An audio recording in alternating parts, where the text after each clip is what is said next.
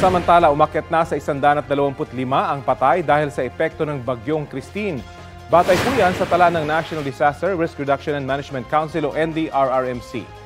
115 ang nasaktan at 28 ang hinahanap pa.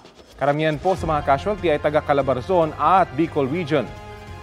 Sa halos 40,000 eskwelahan sa iba't ibang bahagi ng bansa, nasa 3.3 billion pesos ang halaga ng pinsala ayon sa Department of Education.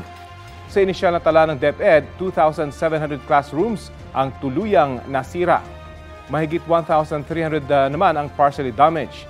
Meron ding mahigit 1,000 eskwelahang ginagamit ngayon bilang evacuation center.